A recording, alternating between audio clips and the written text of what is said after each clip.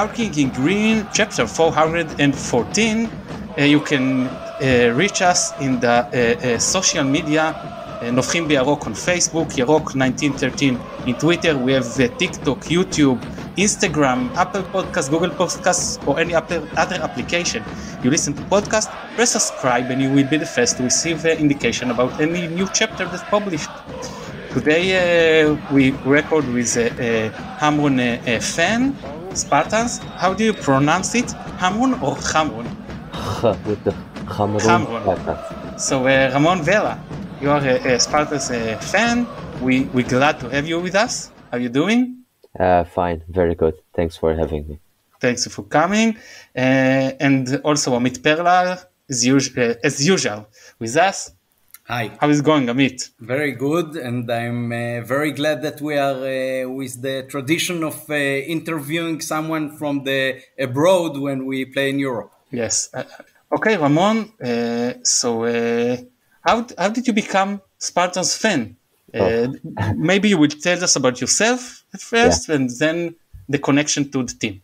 Well, ever since I was a child, my father always used to take me to football games, and in the past my grandpa was in the committee of the club, so I have deep roots in the club, and throughout the years I've always followed and supported the club, and today I'm living probably the best time of my life with this club, because a few years ago we were mid-table, on and off, first division or Premier, and now we have our president Joseph Portelle, who gave us all of the success and eventually playing you guys next week in the first round of qualification Champions League. You're talking about the new owner of the team. Yes. Ever since, I believe, 2020, Joseph Portelle came into the club and obviously changed it from night and day. It was only money that he brought to the team, or even something more professional in choosing the squad? Yes. So when Joseph came, he totally revolutionized everything, like from not just spending money, but also spending it right, and moving towards professional, and when doing things right. Maybe you can tell us a bit about Malta and Hamron, the city of Hamron, because, you know, Israeli, we know about France, Germany, Italy. We don't know so much about Malta. Mm-hmm. Yeah, so Malta is a small island in the middle of the Mediterranean, very, very tiny. We have the main island is Malta, and we have the sister island, which is Gozo. It's where actually our president is from Gozo. Hamrun is a very small town with a very small number of population. We basically have two religions in our town, which is football and what we call the festa, which happens in August, where we celebrate the feast of Saint Gaten, and basically those are the two main things in our town. Approximately how many people in the town? Well, most of the town's age is very, very old. Let me double check this very quick, because I know it's not. Well, the population of Malta is around 500,000 people, and in Hamrun, it's not showing me the correct figure, but I don't think it's more than 10,000 people. Still counting. Yeah, very. If it's more, then I might be incorrect, but it's a small number of. The match is in Valletta or in Hamron? No. So in Malta, where Hamron Spartans is one of the few clubs here in Malta which has its own stadium, which is where league games can be played, even though Premier League games are not played in our stadium yet. And usually games, whether it's European or league games, happen in Ta'ali, which is a little bit far away, not too much, about 20 minutes from Hamron. And there's the National Stadium, which has a capacity of around 16,000, something like that. And then there's Centenary Stadium, which just besides it, and it has about a capacity of 2,000 or 2,500. I'm not sure about the amount. And the Centenary Stadium is where the game will be played next week. Okay, and Ammon's Xamrun won their ninth championships last season. Yes. They also qualified the Conference League playoff in their first time after eliminating Levski Sofia. Yes. Can you please elaborate on the history of the club? Yes, so the club was founded in 1907, so it's well over 100 years ago. The club's golden age was during the 80s when we had a president named Victor Tedesco, which our local ground is named after him, where during those times we won a number of championships and a number of FA trophies, which is our country's second largest football competition. Eventually, during the 90s, the club faced a little bit of a downfall, getting relegated, etc. During the 2000s, we came back to the Premiership. We also we were in the final of the trophy, but then afterwards we went down again, and the club suffered a number of relegations. But then in 2020, I believe, is when Joseph Portelli took over the club, and that's when stuff started to change, and we won 2 championships in 3 years with him. And last year we did something which no one expected us to do, which was go where no Maltese club has ever gone before, which is to play in a playoff competition in a European competition, which, and for Maltese clubs it was never achieved before to even go to the playoff. And we obviously played against a very difficult opponent, which is Partizan Belgrade. We lost, I think, 4-1 away. I was there in Belgrade, and we drew 3-3 here in Malta, which was one of the best games I've ever been to, if I have to be honest. Against Levski, we were basically playing against another very strong opposition. Their fans were giving us stick all the time, calling us very small and town people. And it was very special to beat such a massive club, not away from home, and in the manner that we did in penalties. It's always very, very special to do so. This achievement was played in the same stadium that we are going to meet you next week? So, last year we played 4 matches, which were against Alashkert from Armenia. We lost away, I believe 1-0, and then we beat them 4-1 here in Malta, which was played in Centenary, which is an artificial grass pitch. Then we played against, I believe, Veles Mostar in Bosnia. I also was lucky enough to be abroad with the team in Bosnia, where we beat them 1-0 home and away, if I am correct. Then we played against Levski Sofia, but the home match we played it in the National Stadium, and we lost 1-0. And then we played in Sofia, which was a very tough match against a very strong team, and we won on penalties in a very, very dramatic game. And then eventually we played against Partizan, which they were very strong. In Belgrade, they dominated us. We lost, I believe, 4-1, and then eventually we drew 3-3 in the National Stadium. So last year we played 2 matches on Centenary, which is where the game against Maccabi Haifa will be played, and 2 matches in the National Stadium. How many fans do the club have? Well, fans, we have us and another club, Valletta. Basically, I think we have the most fans here in Malta. Fans, depends what you so call a fan and a person that attends matches. Because for fans, we have, I believe, I don't know, maybe 1,500. We have like very good fans which attend a one-off, one-on game. And then we have other people which attend matches maybe from time to time, but they are like casual fans. But there isn't a specific number on how many fans we have. What is the usually the attendance in your home matches? Well, attendance is usually very, I believe the average would be 800 people, 850 people. Okay, our average home fans the season was 27,500, something like this. Yeah, your stadium has a capacity of, I believe, 30,000 people. So you cannot compare your great club with our small.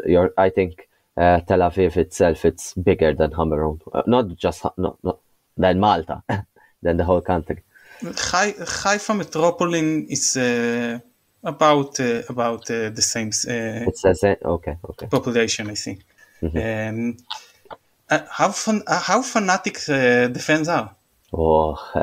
The fans, we are very passionate. Just like I said, for us, we have two things: the festa and the football. And for us, going to the football matches was what we look forward to. Every weekend we go there. We have a lot of fans that their life is, they follow Hamrun with passion. So it's such a special feeling that this club has.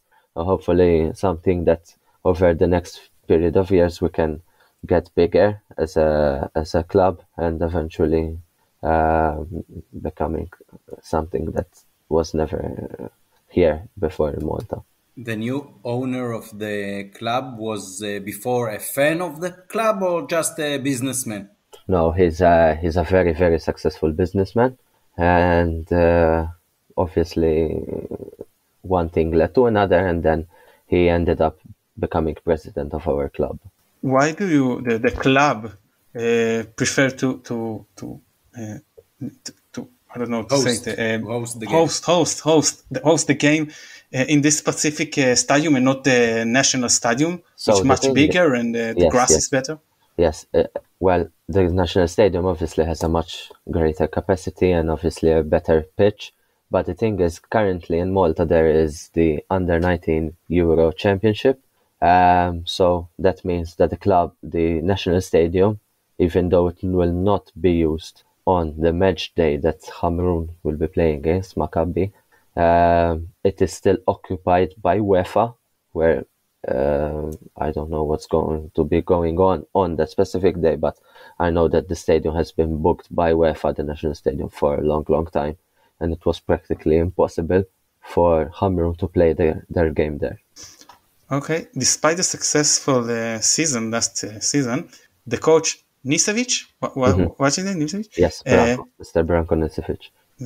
Left without any clear reason. Do you know what motivated him to live like this? So I do not. The facts are not clear, but what I can say is from a supporter perspective is that the club wanted to go to the next level, and in order to go to the next level, the president or the people responsible believed that a change of coach was needed. Okay, and the new coach, Luciano Zauri, yes. Yes, Zauri, former Sierra A player, yes, Sierra yes. Lazio, etc. Yeah, he served as an assistant coach in Pascha and Pascara, and later on also as a head coach. What else do you know about Zauri? His favorite style and formation, philosophy? Well, obviously he's been here for a very short time so far, and I haven't got much time to see his games. I know there were a couple of friendlies where the team played, from what I heard, very good, but so far there isn't much known about him as a coach, his systems. What we know is that he is very disciplined and has a great attention for detail. Apart from the new coach, there are also 7 new players, and while few main players left, it is really major overall. What do you think about it? Well, like I said, about the coach, I don't know much about the new players. I can only go by what I heard from a certain number of people, which is they are a very good competitive number of players, which will hopefully take us to another championship at the end of next season.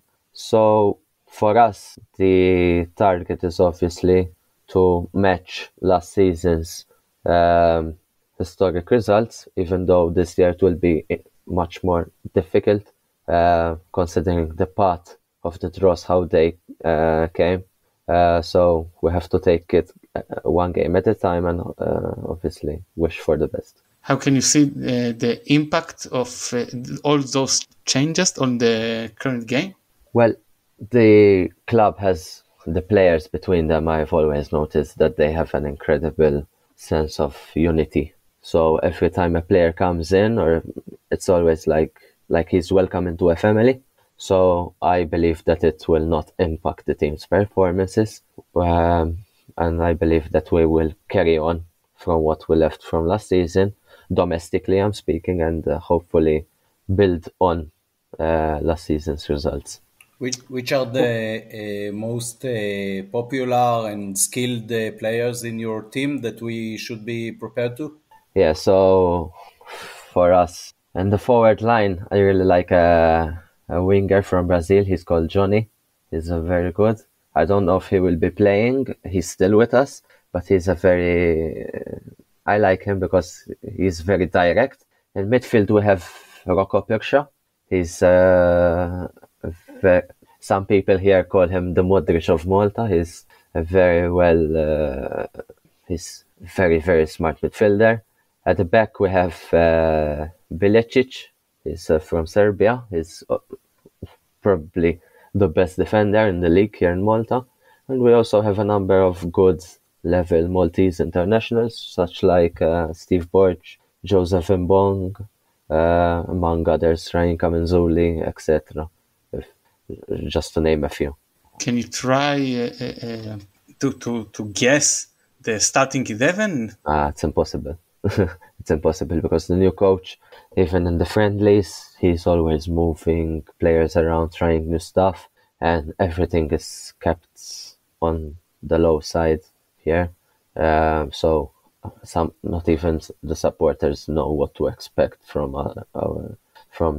the new coach. Obviously, I'm very excited and I'm very filled up with optimism for the game next week. We heard that you have a new goalkeeper Yes. that you brought from Marchetti. Italy, right? Yes, sir. That's because the former goalkeeper is wounded or something? I do not know exactly if it was in the club's plan to get a new goalkeeper, but what happened is that our main goalkeeper, Maltese international, Henry Bonello, got injured in the last match for Malta, and eventually the new goalkeeper had to be signed, which is Marchetti, and hopefully he'll do the job until Henry is well.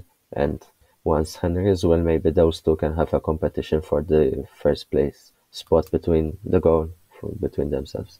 In the last season, Xamrun had almost perfect success rate at home. How much will it play a role at the match that will be played in a different stadium?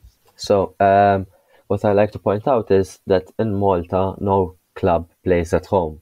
All the matches, most of the time, because like I said, most of the clubs do not have a big enough stadium to host competitive matches. So all of the matches in Malta are played in a neutral venue, which is Ta'ali, Hibs Ground, and Centenary in the Premier Division. But then there are a number of other small stadiums which host First Division, etc. games. So for us, the big positive and the main advantage for us when playing in Malta is that we'll be playing in a ground that we are familiar with, even though it's not our home ground. Okay, Maccabi should bring something like 350 fans. That's the capacity that Xamrun give us. Yes. Compared to Malta, this is a lot for away fans, or it's yes. I believe Partizan got something similar numbers, but it was in the National Stadium. Levski also had a great number of supporters, but I think this you guys will be one of the most, besides when West Ham came against Berkirkar, I think you guys will be one of the biggest that came here, especially with your type of supporters, which I've noticed that they are incredibly passionate about your club, and it's something that I really admire and respect, because your supporters are truly special. In Israel, with the average of away fans, Maccabi away fans, last season was something like 6,500, and to Paris we brought something about the same. I've heard you talk about 7,000 to Paris. That's what I heard. Yes. Do you plan to come to the match in Haifa? I wish. It's a little bit difficult for me right now because I'm working some extra work in the summer. So because of that, I have to miss the game, unfortunately. But hopefully, I will have the opportunity to visit your country in the future, excluding from football, so I can truly enjoy the country. Both Amit and I we're flying to Malta. Yeah, maybe we can meet for a beer if you if you would like. Yes, because we will be in Saint Julian most of the time, but because here in Malta, we like to have a beer. Like we are very like the British in our footballing culture. We like beer, we like to sing, and we like to support our team. How do you see the odds? Odds? What do you think about what's going to happen? Yeah, it's not what I think it's about to happen. There's one thing. What the odds are obviously in your favor. You guys, especially because of the size of your club, you're always gonna be the favorites. Even with the level of players that you have, our chances are not great. But even if there's 1% chance for us, we will try to hope, we'll try to believe. Just like when we played Levski last season, everyone called us town people, small town people. But we lost at home and we managed to get a result away. So even though you guys are clearly the bigger and probably the better team, hopefully we'll be good enough to give you a good game, and hopefully the best team would win.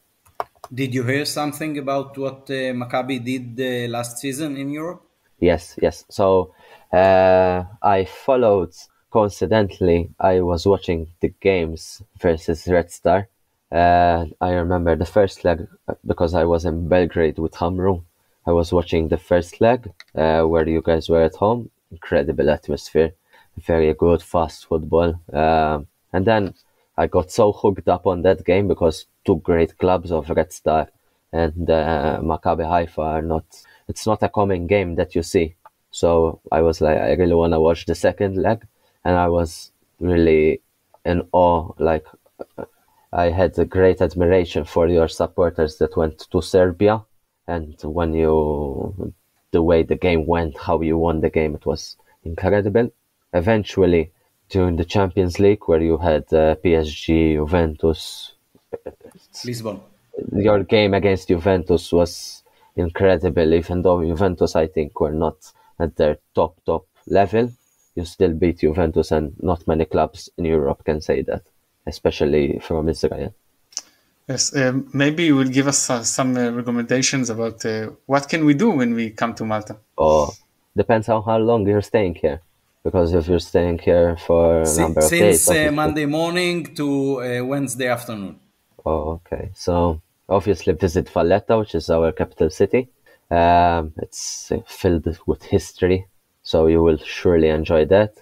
I asked you how long you're staying here, because if you're staying here for a long time, I would suggest you visit Gozo, because it's a very nice island with nice beaches. And you will surely enjoy that. Obviously, you have to try the food here, traditional food. It's something that we do very well here.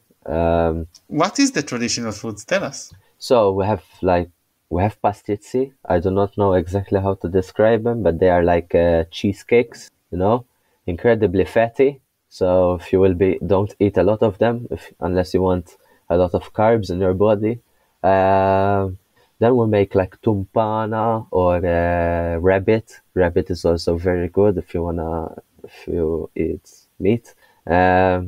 Yeah, something in that order, something like that. The influence at the food is more Italian, more British. Malta's like, it's very commercialized now because we have from everywhere.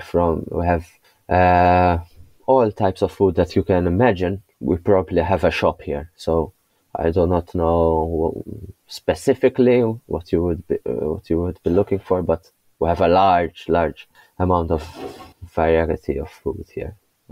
Food, you will not be disappointed on that. That's for sure. The economy based on tourists? Yes. And tourism is very important. During the summer, we have a large amount of tourists coming over, both students who study English, etc., cruise liners. So tourism is what keeps this country going. Can you drink beer inside the stadium? Yes. Very good. If not, it would be Riots. catastrophic. Riot. No beer, no party. To how many fans can we expect it in Haifa? I have no clue. Because it will be a very small number, obviously. I believe last year we took about 150 on average abroad to Armenia, Bosnia, Sofia in Bulgaria, and Belgrade. So about 150 was the average, but I do not know it this year. Maybe it could be more, maybe less. I do not have specific numbers. Did you hear something about the charge of the tickets that was discussed between Maccabi and Hamrun? I have no idea. What I know is that we are paying €25 per ticket. I do not know for you guys, but I believe it's... Yes, Hamrun charged from us €40. It started with 50, and after Maccabi got angry, they lowered it to 40. Yeah. Which is more that I pay in the Parc de France. It's expensive, but everyone wants to. It's not often that you play Maccabi Haifa, so obviously the club will try to make an extra buck. Yes. What can we buy to eat and drink at the stadium itself? So I do not recommend buying food in the stadium. Firstly, there are only like snacks, Pringles and shit, so sorry for swearing. But ideally just eat before the match, have a beer, enjoy, obviously, hopefully no incidents will be. We are respectful supporters. I heard that you guys are just the same. So yeah, no food in the stadium would be my recommendation, but obviously enjoy a chisk while you are here, which is the local beer. Everyone from Europe, they come to Malta. From them, it's the hot place. Yes, it's very warm, incredible warm. Yeah. Yes. Israel, it's not much, but hotter. Hotter when Olympiacos come to Israel next season, and Greece is also a warm country. They said we couldn't handle the weather. Where, in Israel? Yes. Oh, I didn't know that it was that warm over there. Yes, we had a team from Faroe Island that come to Israel, and the specific day we had 39 degrees with 80% humidity.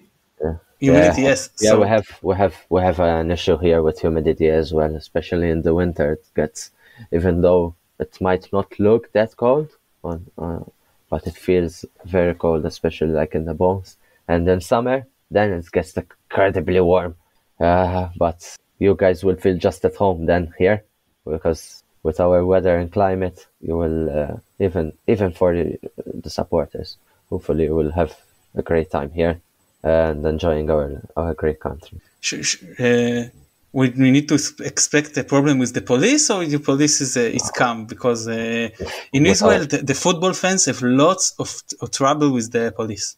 What I would suggest is avoid pyro or stuff like that. First of all, it's a very, very small stadium, so one thing goes wrong and it will be carnage. So what I would suggest, even though I understand your supporters' passion, etc., pyro is a big no-no here, even though we have a number of clubs that do it. If it was the national stadium, it's different, but in the centenary, pyro is 100% off the table. The police, obviously, if you treat them with respect, they respect back. I for myself and most of our supporters will never have trouble with the police. So it depends on the behavior of individuals. But like I said, pyro is something that it's a little bit of an issue with the police here. I think it's going to be a problem for fans because they're passionate for pyro. Most of the games. I enjoy watching. That's why I have great admiration for your supporters. But unfortunately, since the stadium is such a small one, I believe that pyro, it's not safe both for you and for everyone there, since it's a very small stadium. So yeah, I do not recommend it, even though I know you will bring your pyro.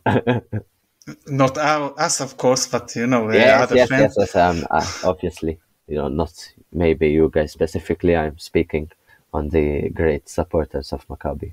Yes, the organization. Yes, the organization. Amit, anything else? No, I only hope that it will be a miracle and that you can come and visit us in Haifa and have a beer, both in Malta and in Haifa too. And Malta, it's for sure, but in Haifa, it's very very. Do you want to ask something about our club? So yeah, I've heard about that you guys changed manager and a number of players, fresh faces, just like us. What do you think? What is the feeling there? How do you expect the game to go, even though that the odds are in your favor? What are your expectations from your club? It's first official game with the new manager, as you said, and some new faces in the squad too. So obviously you are not feeling as confident as we felt last year when we had the same coach and the same squad. But we still feel that we must win the game. No other option. And I think if it won't go as expected, it will be disastrous. Indeed. But always when you start a season, and especially with a new coach, you are a little bit afraid because like we won last year against teams that were bigger than us, like Olympiacos, like Red Star, and like Juventus, it can happen to us too. And I was a few years ago in Tallinn in Estonia, and they beat us at the first round of the UEFA Cup. Second, yes. So you feel confident, but you try not to be too calm about it. The head coach, it's not precisely the manager, but the head coach is don't have lots of experience. Last season he coached the youth, the under 19. So and all the assistants are also new. The analyst is also new. So for us, it's a big question mark. And we lost the player that scored against Juventus, Omer Atzili, is also score most of the high number of goals in the Israeli league for the last 2 seasons, and he leaves us. And also Muhammad Abu Fani, Neta Lavi, some of the main new players. Goalkeeper. New goalkeeper, yes. So this is a big question mark, but we have some of the main players who still in the team, and we think I think Amit will agree with me that they are must qualify to the second round, because from the second round you eliminate to the UEFA and not to the conference. That is the issue with us, yeah. Yes, yeah, exactly. So for us, a group stage, it's must. Exactly. For our club, in our size of club, it's must. So the first qualification round is the most important. Yes. Because afterwards, you need to qualify only 1 from 3 to be in a group stage. Yeah. And the thing is that whoever wins this game will be playing probably against Sheriff Tiraspol So it's another big team who played against Manchester United and Real Madrid in the past years. So whoever wins this, it's going to have another tough challenge. And even who gets eliminated will have another tough challenge, because I believe that Dynamo Tbilisi from Georgia it's also a very strong club, which no one can underestimate. So whatever the result will be, whatever direction Maccabi or Hamrun will go, there are two difficult matches expecting both teams in the next round. Yes, and also I read today that Sharif got the approval to host the game in Tiraspol, which is near Ukraine. Yeah. So now it's a war zone, So it's interesting. I say I need to go or to Malta or to the next to the second qualification. I said I'll go to Malta because I've never been there and it's special. But now as I heard war zone, I said, maybe I will go there too. It's sad. It's very sad what is going on there. Well, one thing I would like to ask you as well is, what do you expect from Hamrun?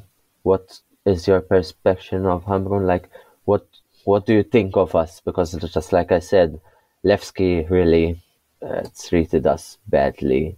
Not fighting or anything, just they had a bad image of us, like saying that we are small, etc., which we are small. But what is your expectation from Hamrun Spartans? I tell you the truth, our fan, they so concentrate to be angry at the team right now that we lack of a midfielder we have to bring, and they think the goalkeepers are not good enough, and we didn't bring the players as good as the one who leaves. And they angry about the new coach, not at the coach, but that Maccabi bring coach with no experience, that they don't think about the other team right now. Yeah. Everybody is so upset about Maccabi. Not everybody, but lots of the fans are so upset about Maccabi that they don't think about Hamrun. And I need to be honest, I don't think lots of Maccabi fans ever saw Hamrun's game. And I don't know how much even heard about the team. I will be honest with you. Of course, yeah. To be fair, as long as we are treated with respect on and off the pitch, I'm happy. Because for me, being in Champions League, even though it's not the group stages, obviously, but it's something that everyone wanted. And now that we are here, we're going to enjoy every minute of it, no matter how long it will be. Hopefully, we put up a great opposition against you guys, which hopefully I don't want us to be humiliated as obviously, and which I don't believe we will be humiliated, because even when we lost 4-1 against Partizan, we weren't really humiliated. We're just beaten by the better team, and I'm very, very looking forward to play, not me, but for my team to play this game, because it's something that's there's a lot of excitement in the town. No matter how small we are, being the underdog is always a special feeling. In about an hour or so, the Israeli under 21, 23 teams are going to match against England in the semi-final Euro. Are you going to watch the game? Unfortunately, I'm unavailable because I have some other stuff which I need to take care of. I've seen a little bit of the game against Georgia. But you guys look like you have a number of young, promising players. Hopefully, they take you to the next level. But England also have most of their players playing in the Premier League with very competitive teams. So it's just like Hamrun and Maccabi. So it's like it's not impossible for Israel to beat England, but it's not impossible for us to beat you guys, but the odds are not in our favor. Yes, England. I think England under 23 are the best in the world. Which, without Bellingham and Foden and Saka, they could be much better. Yeah, players like Smith Rowe not even starting the last game against Portugal. So that shows the level that they have. Yeah, incredible. Okay, it's really one of the most beautiful sides of football, to talk with fans all around the world and see that It's not important if you are a fan of a small club or a bigger club. It's always looking the same through the eyes of the fan. Exactly. You love the team, and you have the passion to see good football and good players from all around the world. So thank you very, very much to have that you joined us. Yes, hopefully we can meet for that beer. It will be lovely. Yes, we'll sort that out. Okay, so for listeners, we will record, of course, a chapter in Hebrew toward the game with Nadav and Amit. So keep following us. So thank you, Amit. Thank you, Ramon. Thank you. Thank you very much. Bye-bye.